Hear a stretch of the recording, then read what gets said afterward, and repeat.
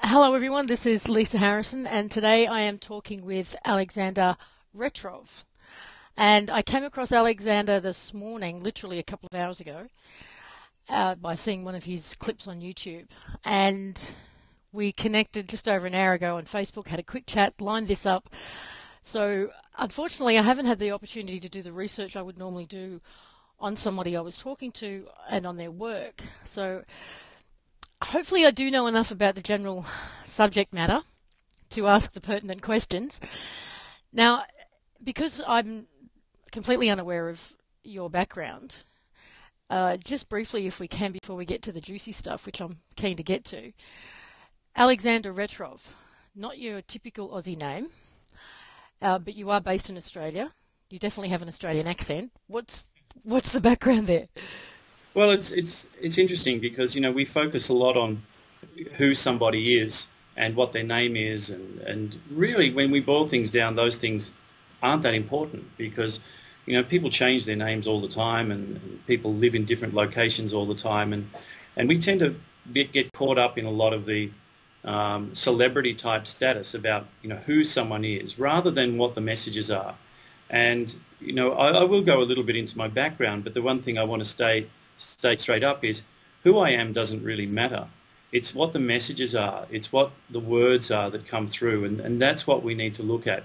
Many of us are familiar with the work of Neil Donald Walsh and his books, The Conversations with God. Well, the Conversations with God book, everybody started attacking Neil Donald Walsh, and don't shoot the messenger. If you've got a problem with God, then deal with God. Don't shoot poor Neil. Everyone said, oh, he was a womanizer and he was this and he was that.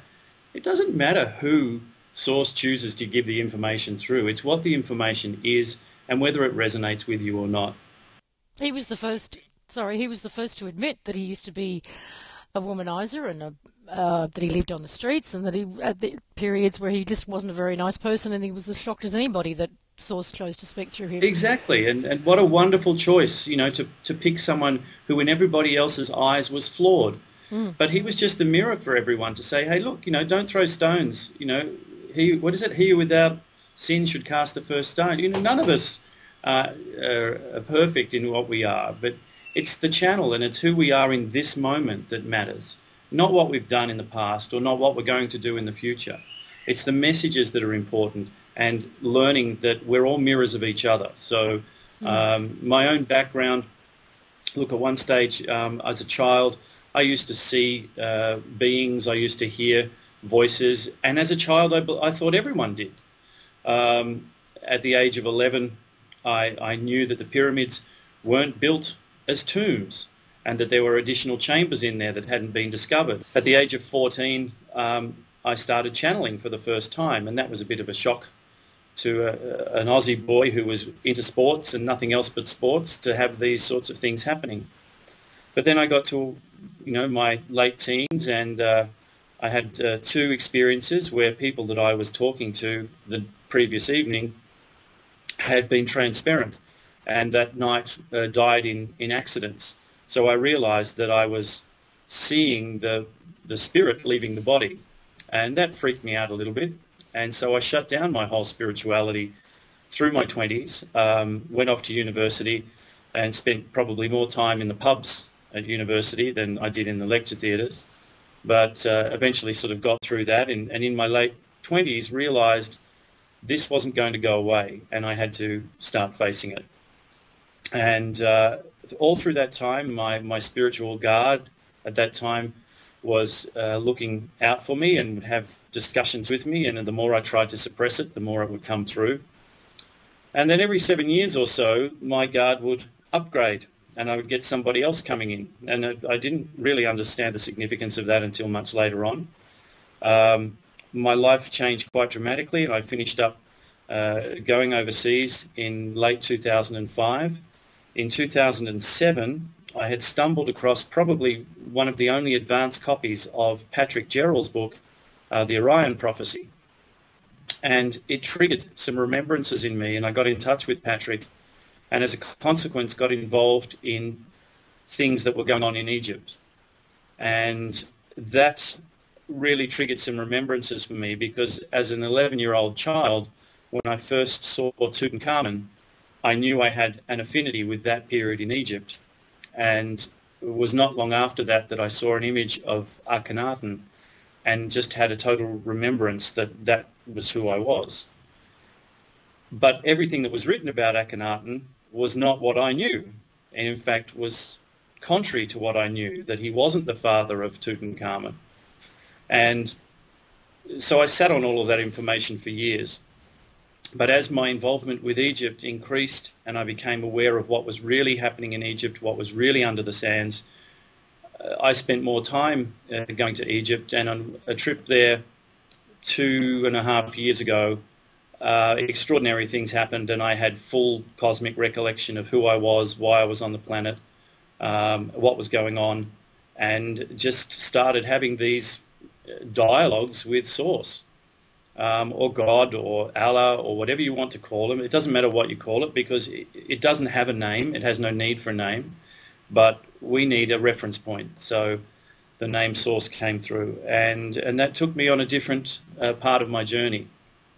So that's sort of a little bit about my background of who I am. But as I said, who I am in this earth body is not important. What is of reference is who my spiritual self is and where I've come from and what I'm here and what my role is. So the information that you're sharing at the moment about, in particular about upcoming events over the next month or so, yeah, is this information a result of your connection with a guide or an entity, a being, spirit, source?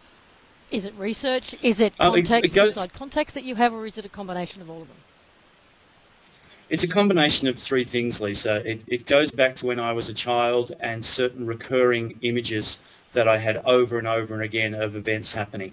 And the difference between imagination and recognition or recognition is that when you imagine something, there's no emotional connection to it. You don't feel what you're going in, you just see things. But when you're recalling something, there's a definite emotional connection and you feel yourself in those circumstances. You know, the difference between me imagining that I'm on the top of Mount Everest, which I can try to imagine, but I can't really imagine what it's like with that lack of oxygen and the air temperatures, and me imagining that I'm having a hot bath. I can totally recall those feelings because I've experienced it before. So there was all of these images that came through from my childhood that persisted and persisted and escalated, and more of them happened.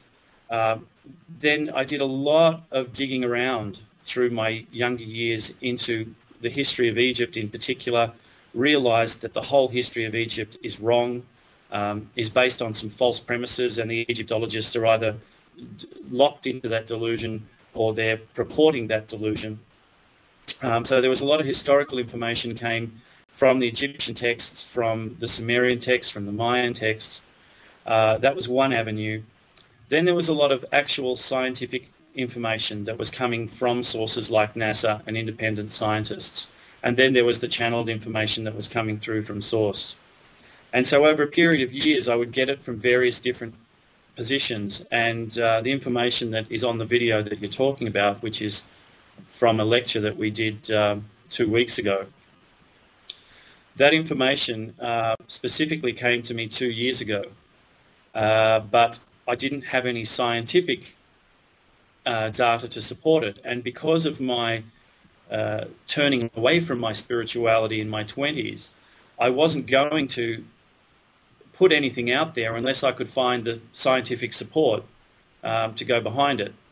And so I kept quiet about the events, although I did say to a number of people that there was going to be an earthquake in northwestern part of the USA last August, and that the financial collapse would happen last September, to which Source had a great big joke because he said, "Hey Alex, you never actually asked me which year." And I assumed that it was going to be last year. So there was a bit of a joke on me. But of course, then the scientific information came through about 2 months ago, and everything locked into place. And if I can't find a correlation between the historical information, the channeled information, and the scientific information, so the three of them all cross at the same point, then I leave it open.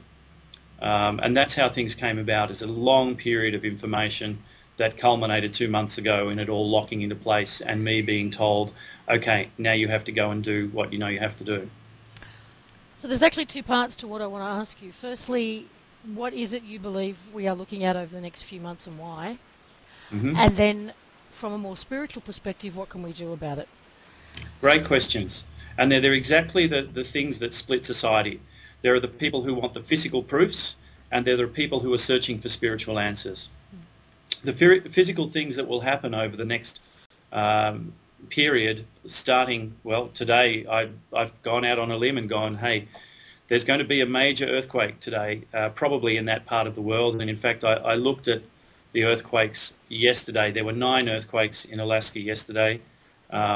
There's more earthquakes today in Sumatra and Japan and all of these areas. But these areas have already been freed up, so this is understandably part of it. But there's some ominous earthquakes today in Washington, and there's been a little one in LA, and then there's another one in Vancouver. So the warning signs are there, and I think today is when people will start to take notice.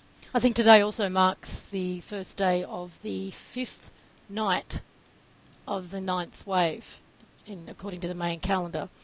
So we're going, as of today, into the period of night. Yeah, look, the Mayan calendar is a really interesting one, and I'm sure in the course of our chat we'll get a little bit into that. And I have some very different information that's coming through from source about the Mayan calendar, which people may be interested to take on board. Absolutely. But in essence, what we're going to, and we're going into this pole shift, and it's going to accelerate from now through, and there are key dates. Today's a key date. August 26th, from memory, is a key date. September 9th, September 11th, and then the couple of days leading up to September 26th, at which stage we're going to have all hell's going to break loose on the planet. We're looking at 3/4 of the world's population wiped out in 12 hours. And then the ongoing things from there, October 17th. I detail all of this in the talk, and it's on my website, so people can go into that, and they can look. The information is out there, the scientific information is out there, and I don't go into huge massive detail in the lecture because people need to research it for themselves. And one of the things that I do say to people is, don't believe a word I tell you. Absolutely not one word. But don't disbelieve it either. Go and be your own source of the information. Go and investigate for yourself and make up your own minds on stuff. I put the information out there, and I put some glue there that hopefully puts it together in a format that people can comprehend and understand what's been going on. There is something I want to ask you, and that is what you bring up and what is apparent to pretty much everybody is that we have experienced earthquakes on days that we have been in alignment with Elenin. Yeah. Christchurch was one, Japan was one, Chile was one. Now, is it in any way conceivable to you, because I do know that you're aware of the Illuminati, I know that you're probably aware of their agendas, so is it conceivable to you that HARP or some other technology is responsible and they are performing these things, causing these things on days where we are in alignment with Elenin in order to deflect the real cause, or in order to generate mass panic? Because if people seriously were to believe that a comet is coming and it's going to cause the kind of devastation that you're talking about, 3/4 of the population of the world gone, that is a level of fear that knows no bounds. So yeah, look, and that's really important, because fear is very important. It's the mirror by which we measure ourselves at this third dimensional level. People say, oh, you've got to eliminate fear, you've got to eliminate fear. No, you don't. You just need to be able to accept that what it is it's there as a mirror. You can react with fear or you can react without fear, but you don't know what it's like to truly be in heart until you've been the opposite of it. When people say, oh, look, I want to be healthy and I want to be rich, then what happens is they get the opposite, because until you've experienced the opposite, you have no gratitude or true appreciation for what it is to be healthy or what it is to be rich. You need the opposite because you need the comparison, and the whole duality of the universe is based on that. So fear is very important. It's not to be pushed aside, and we can't operate out of fear. Fear's there for a reason. It's our mirror, but we don't have to operate from a position of fear. We will have to operate from a position of awareness. Is it possible that the Illuminati are using HAARP to trigger all of this? Of course it's possible, but Source is telling me that's not what's happening. That HAARP is being used to manipulate weather, is being used to control crops, to be able to do those sorts of things. But as much as they have developed HAARP, it really doesn't have the full capability to cause what is going to happen. From what I understand about Elenin, if it really is just a comet, then it's dirt, it's dust, it's ice, and it's small. Yeah. And it alone is not capable of having that effect on us. So if these things are happening on the days that we're in alignment with Elenin, then the theory is that there's something behind it, right? Well, there's two aspects to that. One of it, either Elenin is a comet or it's not a comet. Now, if it is a comet, then it's a giant dirty snowball which throws off no infrared spectrum and has no gravitational pull as such. So therefore, if it is a comet and it's coming within 20 million miles of Earth, why isn't NASA jumping up and down saying this is going to look fantastic because it's going to be across the sky and it's going to be awesome to look at? Because every other comet that's gone past, NASA has done that. And yet here's one that's coming closer than any other comet before, and NASA's not saying anything about it. They're not drawing any attention to it whatsoever. Now, when you look at the alignments, and we picked out 3 of those alignments.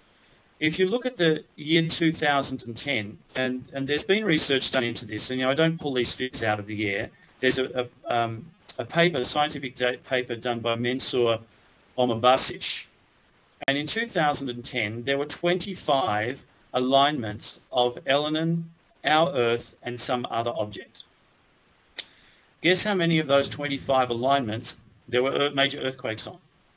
All 25. Yes, you're going to say 25. Yeah. All 25. Now, look, 1's a coincidence. 2's pushing it. 3, there's a smoking gun. But 25 out of 25 tells you that on those dates, something is causing these earthquakes.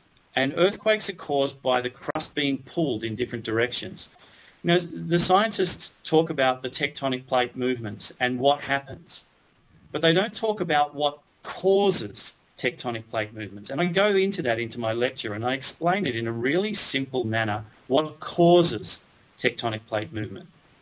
So if they're being caused by some gravitational alignment, which is the most logical solution, then it means that Elenin can't be a comet. And it's reinforced by the fact that NASA is not promoting it as a comet. So could there be something behind it? Of course there could. So we're not even talking about the comet. We're talking about the something that is causing all of this. And the something that's causing all of this seems to be on exactly the same orbit as Elenin. Could it be something else? Sure, it could be. But the likelihood of it being something else, and Source is confirming to me, saying, no, it's a brown dwarf star.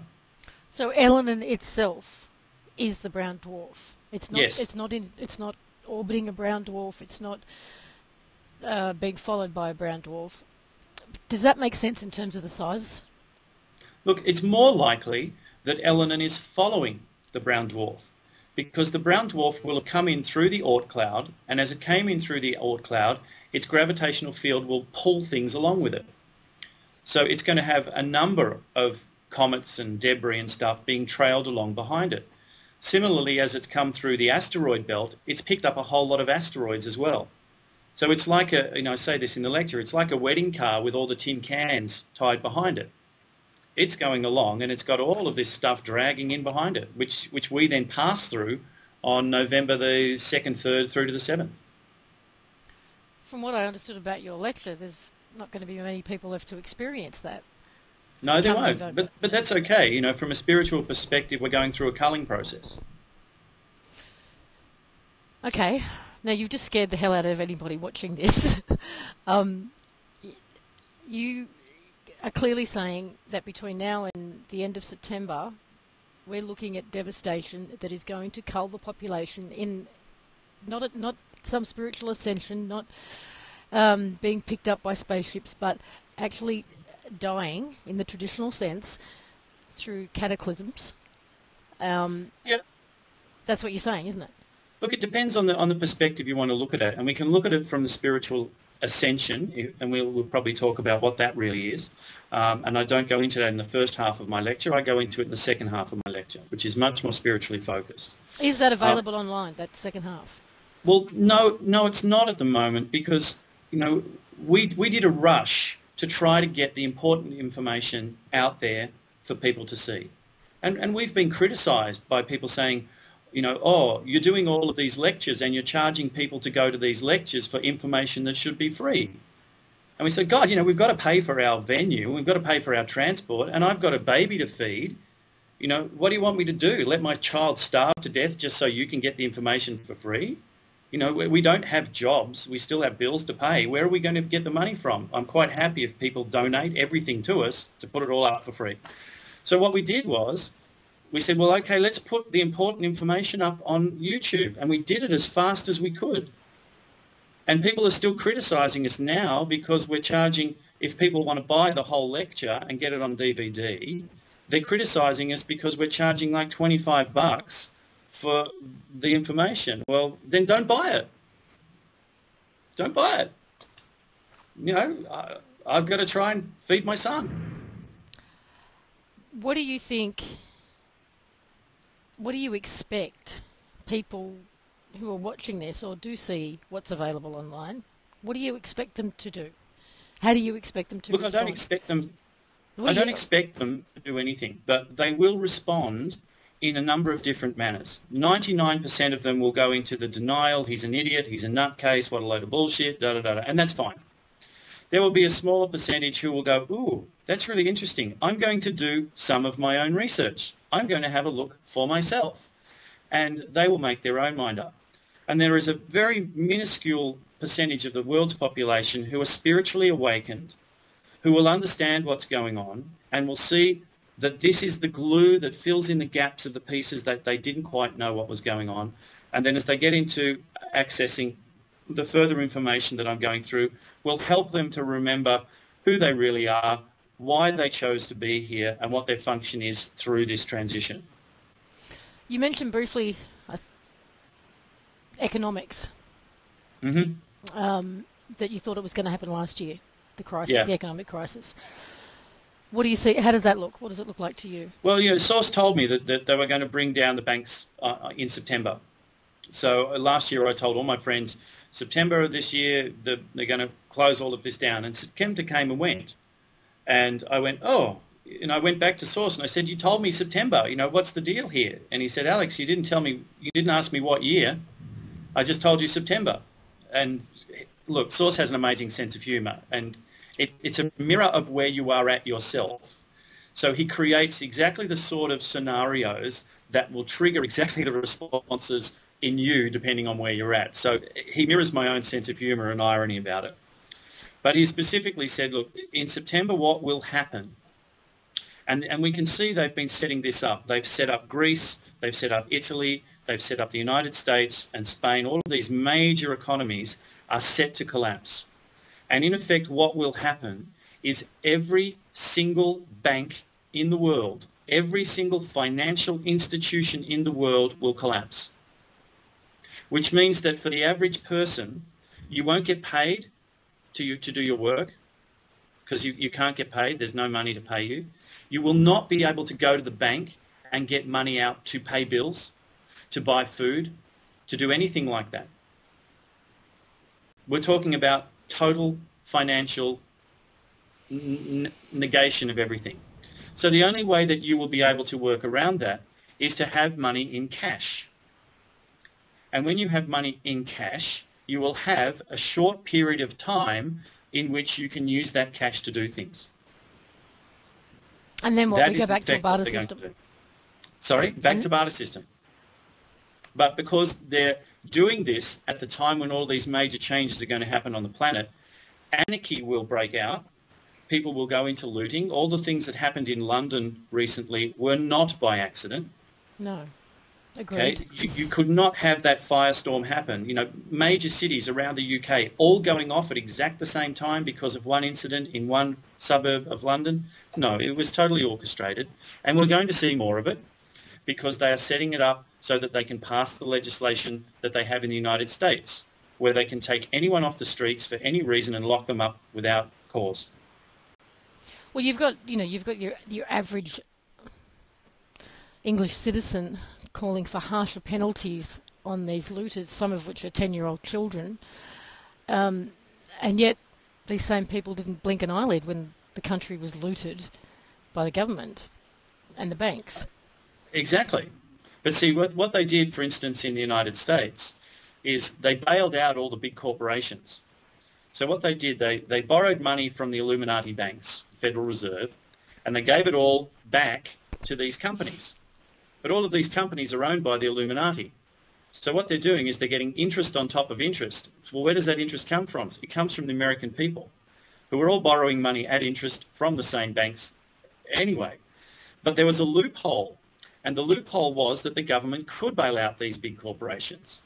So then the American people jumped up and down and said, this can't happen, this isn't fair. So they went, oh, well, how about we pass some legislation that says that the American government's not allowed to bail out the big corporations anymore? And all the people went, yes, that's what we want. Well, silly people, you just got led into a trap because now they can't bail out the big banks anymore because they're not allowed to. So when the big crash comes, September 11, the American government can't bail them out because they're not allowed to. So the whole thing's going to collapse. So let's get back to natural disasters, world events, that sort of thing. Lay it out for me. What do you see happening? Okay, there'll be the earthquake today, and look, I put my head on the chopping block about this, and a lot of people have gone, oh, we'll see, and we will see. And I'm looking at the earthquakes as they're popping up on the day going, well, we're starting to see some signs that something's going to happen, and people have been feeling it too. So the next thing we're going to see is we're going to start to see, we've already seen it here in Australia, the hottest winter we've had in ages. And so the winter has been hotter. So the air temperatures are going to start to increase. But the next big noticeable thing will be we'll start to see king tides hitting the major coastal cities of the world. Places like London, Amsterdam, any of these coastal cities, Sydney, Melbourne, are going to be hit by so-called freak king tides. And the reason for that... When do you see this coming? This will be from the end of August. Okay. And the reason for that is because our moon is going to be pulled out of its orbit into a more elliptical orbit, which means that as it comes closer to the Earth again, the gravitational pull on the water will be greater. So therefore the tides will be higher. This is the real reason why the London people built all of the levee banks to stop the tides. And somebody told me recently, he said, you know, they did a big massive test of all of these things in London about a month ago. I said, oh, how interesting. So there'll be the tides. That will start to happen. On September 9th, this object is at a right angle to the sun and the Earth, and gravitational forces work very strongly on certain angles. This is where astrology has its foundation, and it is based in science. So on the 9th of September, we expect there to be some extra shaking going on. But also we're going to see the solar flares coming from the sun, because these two objects are going to talk to one another. You know, they're going to exchange coronal masses, and there's going to be a big flare coming off like a tail from this September 9, and then September 11 when it's at its closest. So we're going to start to see the satellites going down. We're already seeing that, you know, breakups in communications with satellites and mobile phones. And all this is going to escalate. But of course, they're going to have an excuse for it. And they've already started to put a lot of the disinformation out there. And most people will buy it because they don't want to buy the big scenario that's happening. But by the time it gets to September 20th, 21st, and this thing is going to be quite visible in the sky, it's too late by then, because anarchy will have ruled, They'll have locked most people up in the FEMA camps and started to dispose of them. Um, they've planned this 50, 60, 70 years ahead of schedule. We have those camps here too. Yeah, yeah. And interestingly enough, most of them are empty. Hmm. Well, why aren't we putting our the refugees that are coming here into these camps? We already have them. So why aren't we using them for that purpose?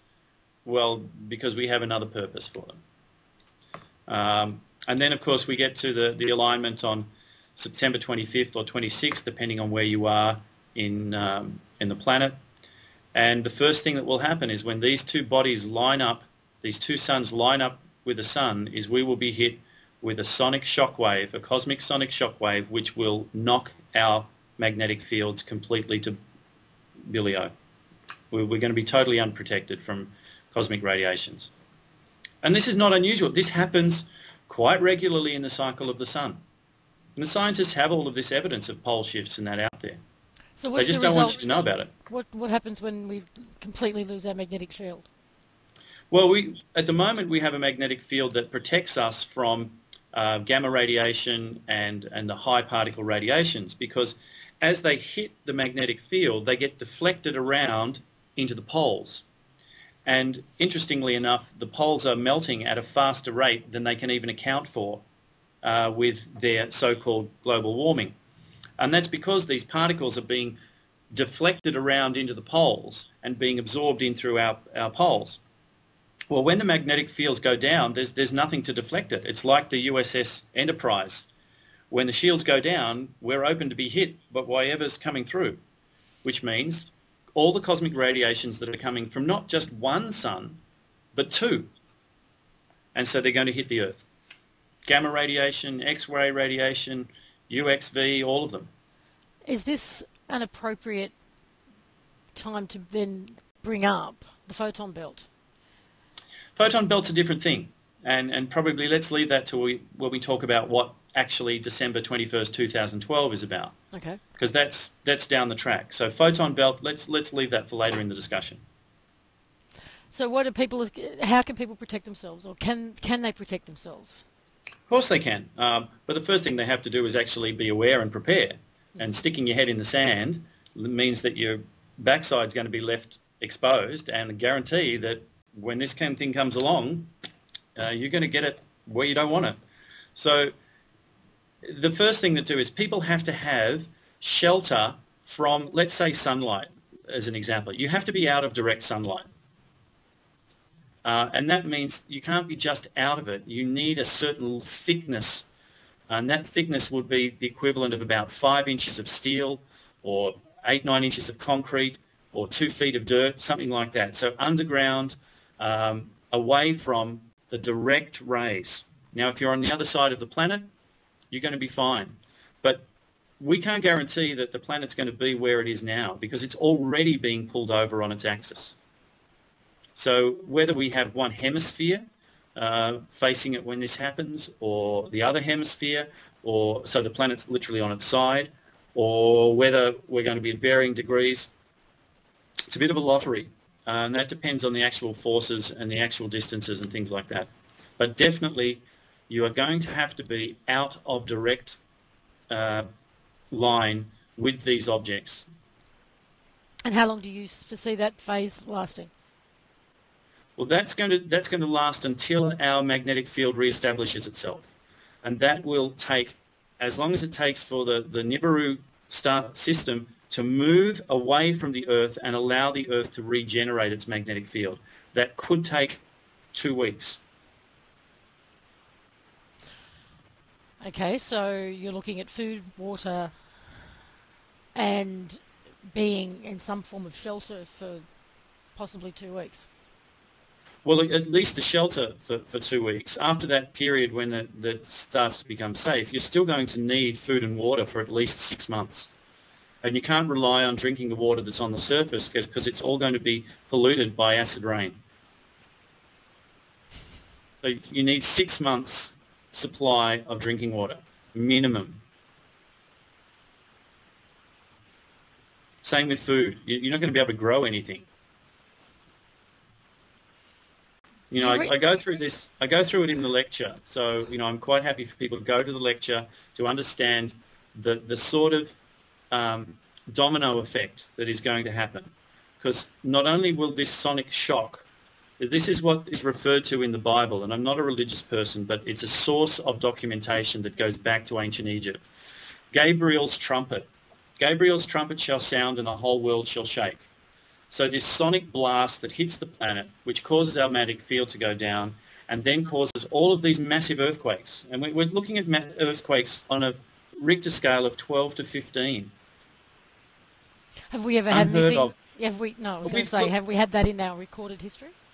No, not in our recorded history, because the only thing that can cause that is the passing of another massive planet or another massive object that causes the gravitational pulls to happen. Have they happened on the planet before? Yes, they have, and there's a lot of evidence for them. But have they happened in our lifetime or in the last 2,000 years? No, they haven't. Okay, before I feel like just, you know, cracking a bottle of red and drinking myself into oblivion, let's try and move forward there, because when you talked about 2012, yep. Now this is my understanding that, you know, we've got two calendars essentially that people refer to. One is the Incan and one is the Mayan. Mm-hmm. And the way that I have interpreted, or I understand it, is that the Incan calendar ends on the 28th of October this year. The Mayan calendar ends on the 21st of December 2012. And they both are talking about two very different but significant stages in our evolution. For me, October this year represents conception, you could say, for whatever it is we're evolving into. Mm-hmm. Then we have the gestation period, and then the 21st of December 2012 you could consider the birth. It's all over by then. But yes, there are a lot of people who talk about that Gaia is rebirthing herself. You know, this is a lot of New Age talking, and we can talk a little bit about the New Age and how it's been hijacked, so to speak. And so there is this imagery of that Gaia is rebirthing herself. And we can talk a little bit about what this whole process is. This is just a normal cycle where Gaia culls and regenerates and does whatever. And if we want to call it a rebirthing, we can. But let's look at the Mayan calendar, because the Mayan calendar doesn't end. If I have on my wall behind me a calendar for 2011 and the last date on it is the 31st of December 2011, does that mean that the world is going to end because I don't have a 2012 calendar on my wall? No, absolutely, and I don't believe that it means that. And the Mayans are the same. Either. The Mayans just have the calendar that is relevant for the cycle that they're in. Okay? The Mayan calendar also doesn't have a date, December 21st, 2012. There's no date in a Mayan calendar that relates to our calendar. So what's happened is people have tried to fit our calendar to the Mayan calendar based on some astronomical events. Okay? That's what it is. It's my understanding that it was the other way around. That the Vatican and those behind the introduction of this calendar...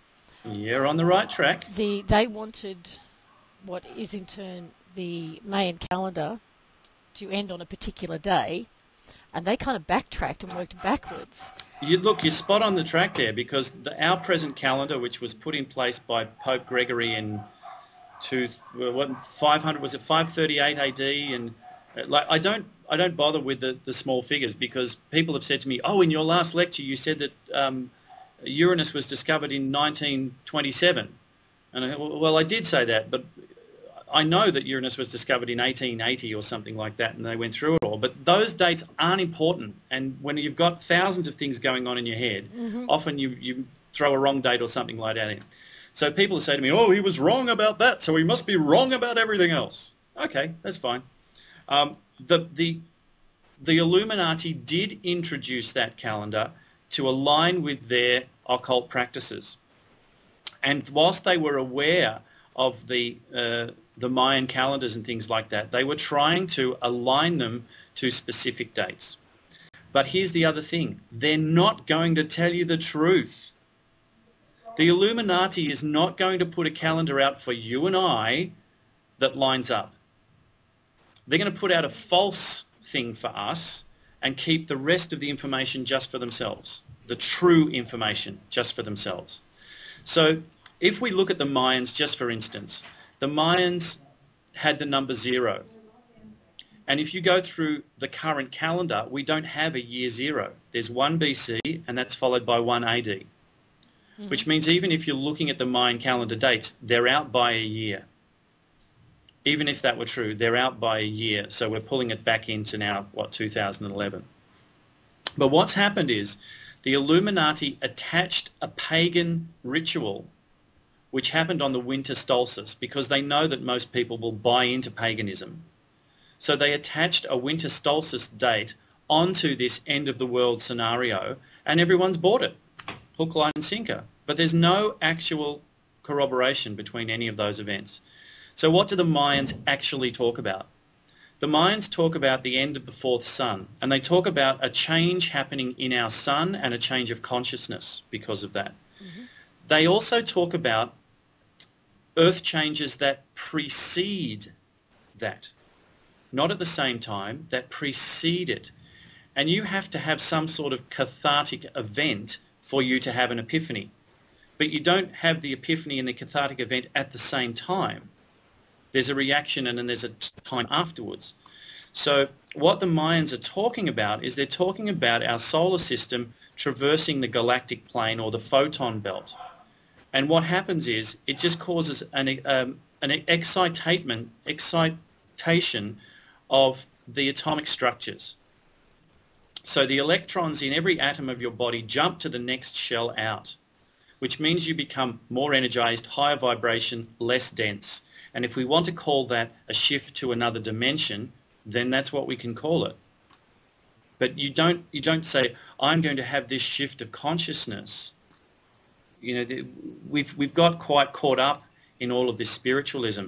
You know, you can't ascend to the 5th dimension, and there's a really good reason you can't do that, because you can't ascend to something that you already are. We are already every dimensional existence as one. It's just where you choose your perception to be. Yes, I agree with you on that. So is it about changing our focus then? Our focus withdraws totally. Withdraws from the 3rd, perhaps through the 4th, and we put our focus on the 5th. Is that one way? We've chosen as in our higher states, whether they be 5th, 7th, 12th, whatever dimension you want to choose to be at, ultimately back to source. We have chosen to be in the 3rd dimension to experience. It's a higher wisdom choice to be here. And every person, even if they are spiritually unaware, is fulfilling that function of experiencing at the 3rd dimension. So this shift back, it's like a yo-yo. You can go backwards and forwards wherever you want, but what you see will depend on where your perspective is. If I'm standing at the bottom of the mountain, I have a particular view. But if I go to the top of the mountain, my view has changed. It is not better or worse, it is just different. Yes. Okay, and that's where we're at. So how does this tie in with what's happening now, and how does it all come together? The spiritual aspect, going through the photon belt. The photon belt, to my knowledge, it literally transforms carbon, which we are, which all life on this planet is. No, it won't transform carbon. What it does is it's just like if I add more energy to something, it becomes more excited. So what happens to a carbon atom or a hydrogen atom or an oxygen atom is they have electrons in probability shields or shells around them. So as that energy comes in, the number of electrons won't change, the number of protons won't change, so carbon's not going to change into something else. But what carbon will become is a more excited state of carbon. In fact, the electrons will jump out to higher shells. This is simple physics here. They jump out to other cells. And then if they jump back down again, they release photon, they release light. Some people, because of this excited state, will not be able to cope with it and will go into fear. And once they go into fear, will release that energy and jump back to a third dimensional vibrational level. But the electron shells out here, they are existing now at a different vibrational level. They're a higher energy, or what we would refer to as a fifth dimension, or whatever we want to call it. Okay, so I'm trying to get the bigger picture here. So on one level, we've got these events that are going to take place. Yeah. Are you saying that people have a choice? Of course, everyone has choice. In terms of where they're at with these natural disasters and whether or not they're in a place to actually die as a result. Mm-hmm. And it's a spiritual choice, and we can... Explain it to me. Okay. Yes, we all have a choice. Some of us have chosen, from our higher perspective, to incarnate into a body at this time to experience all the horrors of a pole shift. All right. To go through the death, as we would call it, because they haven't experienced a death because of a pole shift before. And then they will go back to their spirit self and go, wow, that was really exciting. Whoa.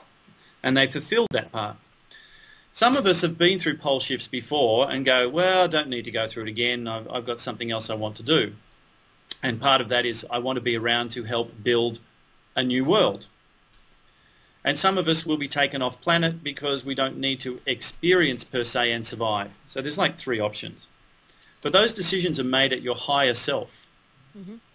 And the more that you tune into your higher self, the more you will know, well, where am I meant to be? You know, and there are safe places to go. But if people are trying to survive out of fear, then it's unlikely that they will survive. So the decision's already been made. We will... From their higher self, From a higher self perspective. We will yeah. either perish in a natural disaster. Mm-hmm. When you say we will be picked up, elaborate on that a little bit. And well, there are. Sorry, go on. Well, and then there's the third option, which is that you'll live through it. When you, in terms of living through it, not in the 3D sense, or in the 3D sense? In the 3D sense, yeah. Okay. And that's because some people will have decided that they want to be here to help other people through. So they will be the spiritual backbone that will help people get through this by saying, no, this is exactly what's meant to happen. Let's focus, let's meditate, let's do whatever we need to do to understand that this is part of it. Some people are volunteering to do that. Others will be taken off planet because they have other functions to do and will return after the Earth changes to help rebuild. And when I say being taken off planet, there are other species who have a vested interest in this planet, who have a real interest in the development of human consciousness, who are sitting in judgment on how we deal with this. Sitting in judgment, or here to help, or is well, it both? Both. They've come here to help first.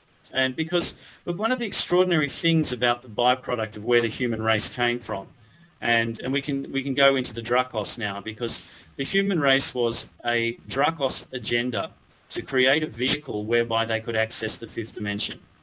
Because the Dracos can only operate in the 3rd dimension and the lower realms of the 4th dimension because they're emotionless and they deal in fear. But because they want to conquer, and there are no benevolent reptilians. You know, you'll read somewhere where people say, not all the reptilians are benevolent. That's not true. All of the reptilians are doing exactly what reptilians do. And if by being nice to you, they get their agenda fixed, then they're going to be nice to you and you're going to believe they're benevolent. And the V television series is an exact representation of how that is. They appear to be nice and helpful, but they're just running their agenda. So what happened was they decided that they needed to create a vehicle, and I cover this in the lecture, so I don't want to go into too much detail on it because people can have a look for it themselves.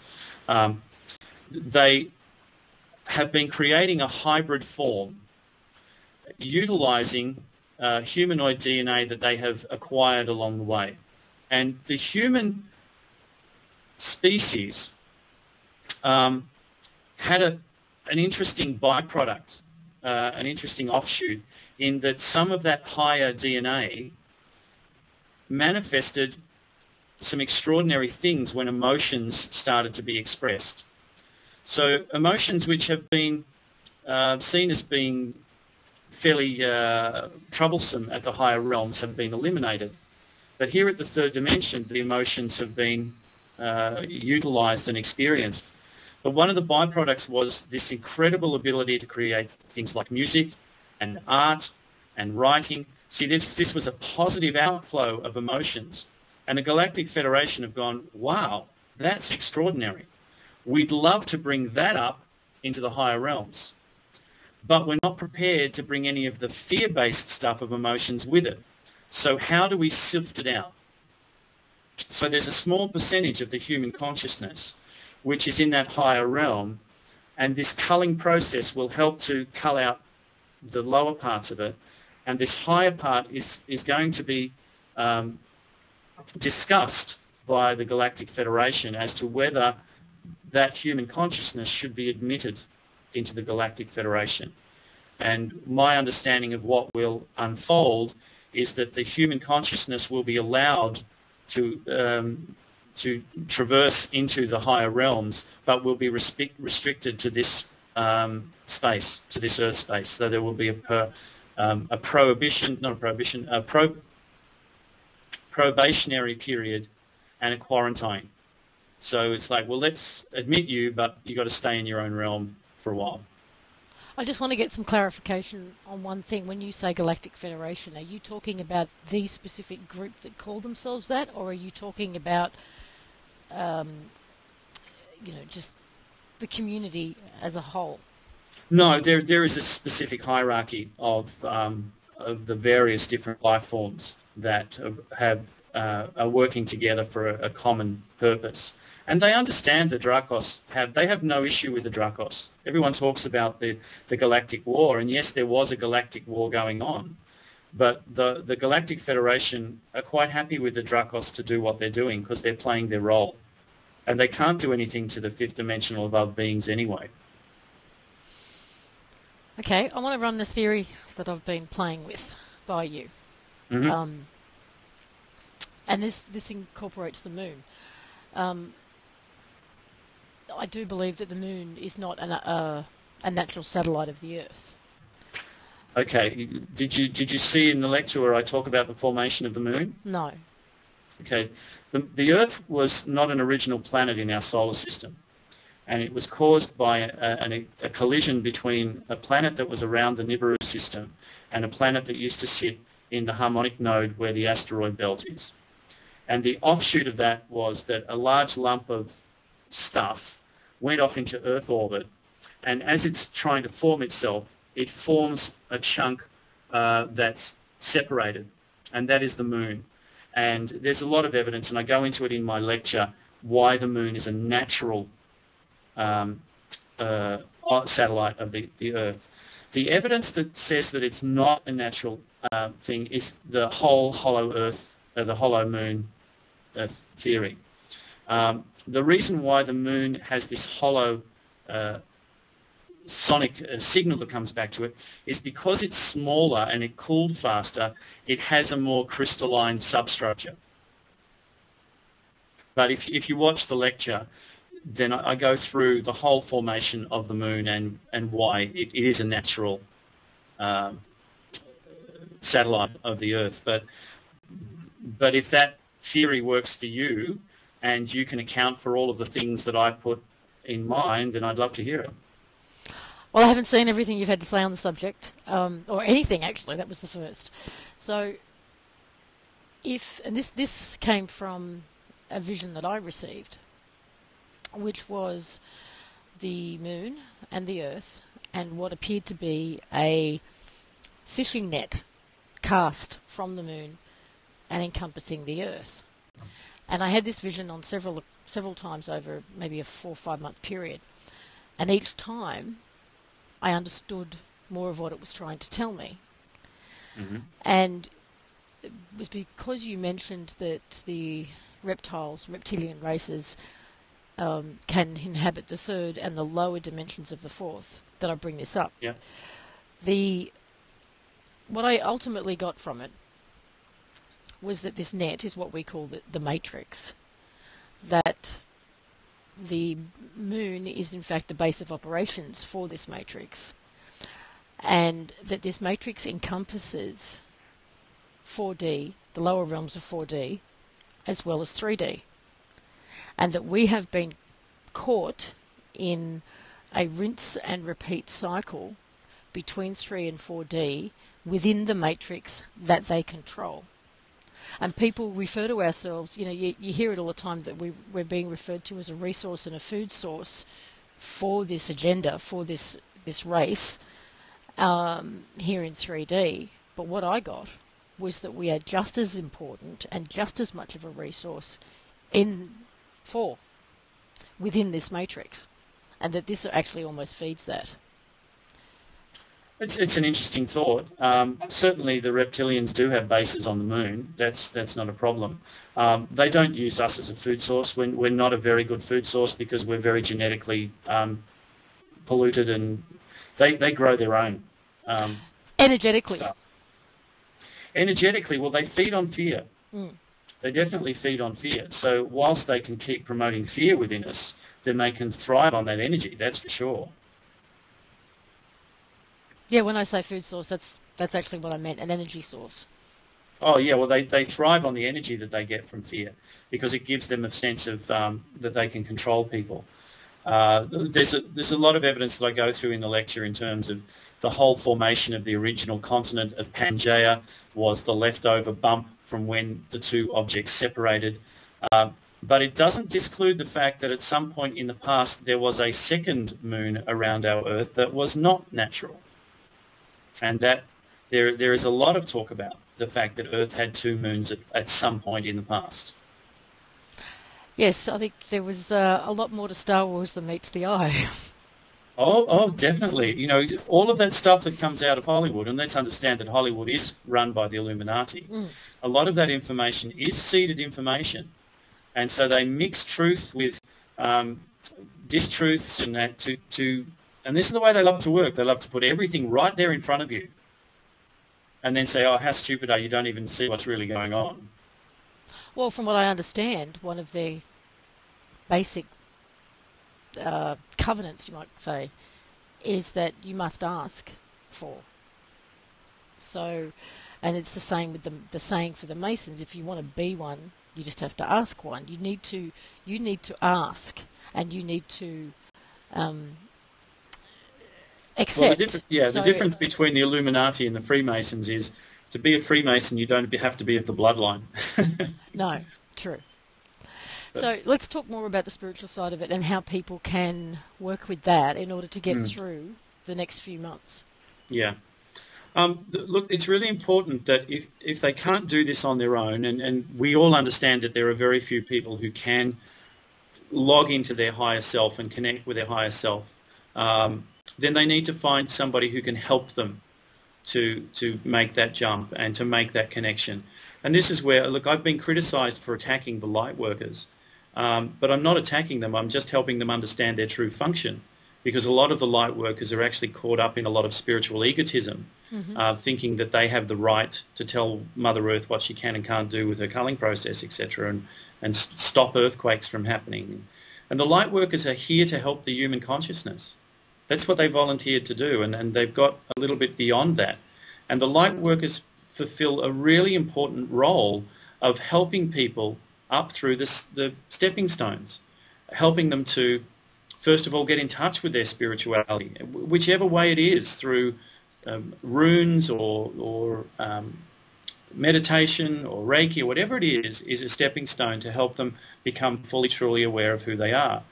So for each of us, the first thing we should be doing is trying to say to ourselves, look, my higher self made a choice to incarnate here, and made a choice to incarnate here right at this specific time when these extraordinary events are happening. So what did my higher self have in mind? What was the function? What's my purpose? And if people go back through their life, they'll see that a lot of the things that they've done, in fact, all of the things that they've done, have been to prepare them for this moment. And now they're going to come into a period of awakening as to who they really are. And that awakening can be triggered by other people. So the greatest thing to do is go out, connect, talk, meditate, whatever works for you to help discover who you are. Okay. There's just so many questions. That's okay. I know what you're going across. That's what happened to me when Source came through. I just had millions of questions, and every time I asked a question and got the answer, it put 10 more questions in my head. Yeah. So the term ascension is certainly bandied about at the moment. What do you think that really means? Does it exist? Is it going to happen? Or is it just another bunch of malarkey from... Well, no, look, it's a really interesting thing, and it is part of the Illuminati's way of creating another religion. See, the Illuminati created New Age religion, just the same as they created Catholicism and everything else. But see, they created it specifically to trap the more free-thinking people. See, they want to control everybody, and it's very easy to control people who are going to be entrapped by guilt. So you create a Catholic religion because you can trap those people really easy by guilt. People who have issues to do with their parents and mother images and all that, well, you can trap them with Judaism. People who are into esoteric things and that, well, you can trap them with Buddhism. And people who are into something else, you can trap with Islam. So we need to trap, how do we trap the real free-thinking people up the top here? Well, we need to create another sort of religion, so we'll create New Age, and that will trap most of the light workers. The light workers who have forgotten who they are will get trapped up in a lot of the New Age concepts. When you understand that your higher self is actually choosing to come down into the third dimension to experience things, why are we in such a rush? Oh, I have to ascend, I have to ascend. You'll ascend when you've done what you're here to do. So is ascension, in your view, living through what's happening in the next few weeks or months? Every time somebody dies, they ascend. Whether it's from what they ascend. Whenever you pass out of the body, you ascend. Because you've finished whatever it was you wanted to experience on this planet. Why do we have to suddenly go, there is a special day where everyone will ascend if they've done this and if they've... See, that's Illuminati agenda stuff. Well, what they're selling, this version of ascension that they're selling is that we don't have to leave the physical body. We take it with us. It becomes lighter and less dense, but we don't have to go through the death process of leaving it. That's exactly what spirit is anyway.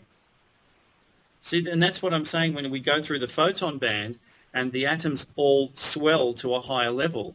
It's still a physical body because you're in it, but it's operating at a different level. But for those people who release those photon bands and drop down to that other energy level, they're not going to be able to see you. So can you literally sit, meditate, raise your vibration, be in a safe, what you're calling a safe place in terms of the protection from sunlight, and be okay no matter where you are in the world? Or... Look, there are some people who've already done it. You know, the great masters who have, dematerialized and materialized in other places on the planet, who've levitated, do things. They're exactly at that level of awareness. And that level of awareness is open to everyone. But it's dependent on when their higher self is choosing to experience that or not. See, many people on this planet of the human consciousness are choosing to experience all of their fears because the only way you can get rid of a fear is by facing it. Therefore, they're coming at a time where everybody's fears are being brought to the surface because that's what they're choosing to experience in the third dimension from their higher self perspective, which is exactly what Source is. Source is just saying, hey, let's experience it all because we're all one anyway. If I take the ocean, right, and I call the ocean God, for want of a better term, and then I take a big bathtub and I scoop out a lot of water. Now I'm going to call that water the seventh dimension. Now I'm going to take a bucket and I'm going to dip the bucket into the bathtub and take that out. Now I'm going to call the bucket the fifth dimension. And now I'm going to take an eyedropper and I'm going to take one drop of water out of the bucket and I'm going to go, I'm third dimension, and I'm totally discontinued and disconnected to the source of all that is. Well, if you believe you're a drop of water, then you can believe you're a drop of water.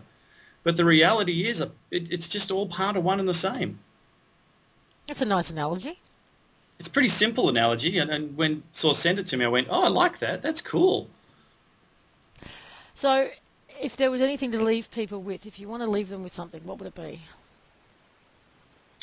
Well, the thing is, go into your heart. When we make decisions in our life, am I going to have a cup of coffee? Am I not going to have a cup of coffee? Am I going to do this? Whatever decisions you make in your heart, make all of them in your heart. Get into the practice of going into your heart before you make a decision, and don't have any conditions or expectations on the outcome. Actually, because the outcomes will be exactly what is meant to happen for you. Well, that brings me to something. Free will. And also, can we, by coming, whether, doing it individually and therefore collectively, prevent, change, have an impact on any of what you're talking about? Can we prevent it? Can we change it? Can we improve it? Can we, by using two really good questions. Yeah, and I want to break them up into two separate parts. Let's look at what free will first of all is. And the greatest way that Source explained this to me is, imagine that you're creating a DVD game, and you create all of the scenes, all of the locations, all the parameters, all of the people that you can potentially meet, and all of those things, and all of those millions and billions of possibilities are created on a CD-ROM game. Okay, this is your destiny. Your destiny is in fact the CD-ROM game. So the potential outcomes are millions of potential outcomes. Okay, that's your destiny, the disc. Now you put the disc in the player, and so that's fate, right? Free will comes about because of the second-by-second decisions you make as you play the game. That's free will. Now, if you go the wrong way and you fall down dead, well, you just push play and you start all over again, and you hopefully make a better choice the next time round. So that's why we can have fate, destiny, and free will all together. And I think that's a really lovely analogy, that it's the decisions you make second by second. Agreed. Can we affect the changes that are coming? No. And I'll tell you why we can't.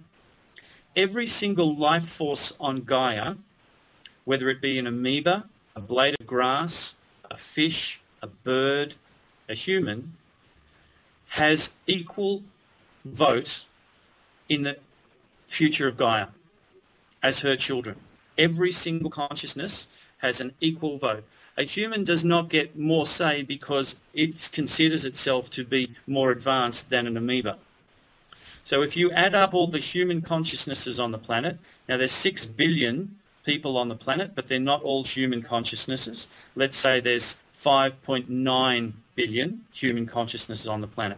So I'm going to put that on one side of the scale. On the other side of the scale, I'm going to add up every single other life force on the planet. Every single blade of grass, every single amoeba, everything. Can you see that the human percentage of consciousness is minuscule? So even if the whole human race collectively wanted to stop these things from happening, they have 0.0000001% of the vote. Now Gaia is looking at what the human species is doing to the earth, and if we have a number of cells in our body that have gone out of control, we call that cancer, and we want to get rid of it. Well, Gaia is doing exactly the same thing, because all of the other consciousnesses on the planet have taken a vote and said, we want to go through this culling process to get rid of the human. So if that's what their decision is, the human arrogance to think that they can vote over the top of the consciousness of the planet is unbelievable. No, we cannot change it, and no matter how much the light workers change and pray and do all of their rituals and do all of that, they are not going to stop any of this from happening. Okay, a couple of questions come out of that, which is, how do you know that every other life form on the planet has voted for the culling? And secondly, there's been a lot of work studies done on, getting groups of people to do certain work in meditation and how that counterbalances. And it's, 100 people meditating on love can counterbalance, 10,000 people feeling hatred, that kind of thing. It counterbalances. So no, it doesn't. It doesn't counterbalance. That is nonsense. That's trying to fit the desired effect to the result. Yes, you can influence the structure of water. Yes, your energy can have an influence on something, but not against the free will of that something. That something may have already decided to allow that to happen. But it doesn't mean, for instance, let's say you're a Reiki healer, right? It doesn't matter how much love and healing you focus on that person. If they don't want to heal, you can't heal them. No, it's true, yeah. Okay? So it's in the free will of the person. You are not allowed, no matter how much of a good intent you have, to impose upon the free will of any other life force unless their higher self has agreed to that experience. Okay, so still two questions. Yep. How do we know that all other life forms have agreed to the culling process or want the culling process? And then, but by what you're saying though, they can't impose the culling process on us either unless all of our higher selves have agreed to it. Okay. All of the other life forms on this planet are in a wonderful symbiotic relationship with Gaia. And they understand the cycles. They have no problems with death. They understand the cycles. And the human species is, as I said, is a hybrid species which has been acquired by Gaia. But it's running amok. But it's actually functioning. It's serving a purpose. Okay. Why would all of the other life forms want to go through this culling process? Is because they don't have a problem with it. Just like a caterpillar doesn't have a problem with going through gut-wrenching changes to become a butterfly. See, too often we come from this perspective as humans that we are above nature, that we are above Mother Earth, that we have more intelligence and more right to vote all of this thing. But when you shift your perspective to higher levels, you realize that that is an aspect of human arrogance that is rooted in the whole Dracos agenda of wanting to rule the whole universe. So this New World Order agenda that they have, that they've had for God knows how long. Thousands of years. If what you're saying is true, then they've also known all along that they'd never get the chance to implement it. See, they believe that they can get above it because this is where the Dracos agenda comes in. They believe that they can survive and that they can rule and that they can take control by creating their bunkers underground and making sure they've got, enough slaves to keep them going. Yeah, they think they're above it.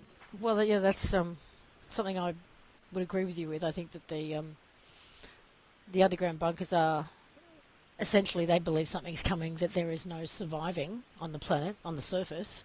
They'll take enough people with them that when they can come out again, the Georgia Guidestones will be their new 10 Commandments and off they go. Yeah, well, that's totally what their agenda is. But see, they're not looking at things from the highest perspective because they can't. They're limited. They're blocked. So they don't understand that a lot of those big holes that they're digging for themselves, they go by another name, and that's called tomb. This guy's got this really interesting way of fracturing walls, covering up things with water and lakes, and yeah, some of them will survive, but I can guarantee most of them won't. So it's safer to be up here on the surface then? Look, afterwards, when people come out of the shelters, and these are the community-based shelters, the Illuminati that survive will not have the hold that they think they're going to have. And in fact, some of those Illuminati people will shift consciousness because of this. That the magnetic impulses and the electromagnetic pulses that are going to hit the planet are going to scramble most people's brains. Where are these community shelters going to come from? I mean, there's no time to build them. Well, see, there's a lot of them already around. There's one in Australia that I'm consciously aware of. There are several in the States. You can go to 2012today.com, I think is the American one, and they have locations, several locations around. And they, in fact, are going to red alert in 3 days because they know what's going on. And then the 2012australia.com.au is another group of people who are preparing. And there are other smaller communities. We've done talks in Albury and Koroit and in Melbourne, and there are people who are galvanising together and they making the necessary plans to do it. So if people are seriously wanting to be a part of a new world, then they will get in contact with these groups and find out a way to do it. You don't have to be in a group. You can do it on your own, but it's going to be a lot tougher on your own. Do you know of any other resources for other areas of the world, apart from Australia and the US? Well, we know that, for instance, Norway has this massive underground seed bunker, which can house their whole population. But look, they're all over the planet. People are preparing, but you're not going to go public and say, yes, I've got this bunker, because when the shit hits the fan, you're going to have thousands of people bashing on your door saying, let me in, let me in. So you're not going to publicise it. There was a good Simpsons episode with that. Well, there you go. Yeah. Yeah. Well, look, thank you. We did rush this together, and I really appreciate you making yourself available, because I know you're heading out on Friday to go travelling and talking.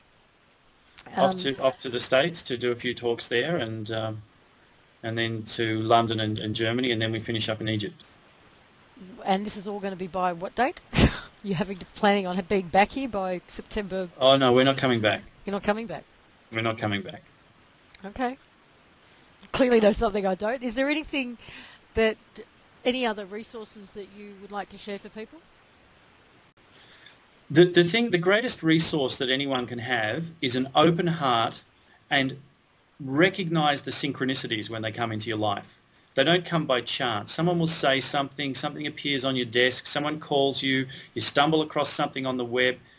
They're your synchronicities, they're your wake-up calls. And if you have an open heart and don't fear what's going to happen, be excited about this. This is an extraordinary time. The secret is don't be attached to anything.